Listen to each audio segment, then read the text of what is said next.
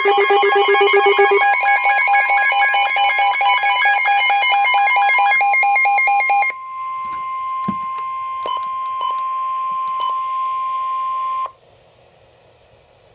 National Weather Service in Wilmington has issued a severe thunderstorm warning for southeastern Miami County, northwestern Clark County, western Champaign County until 11 p.m.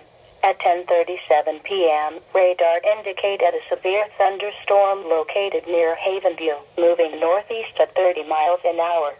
Storm hazards include winds to 60 miles an hour, penny-size hail. Locations impacted include St. Paris. In addition, State Route 41 at State Route 235, Christiansburg, Northampton, Dialton, Thackeray, Lawrenceville, Terry Hall, and Westville are near the path of this severe thunderstorm.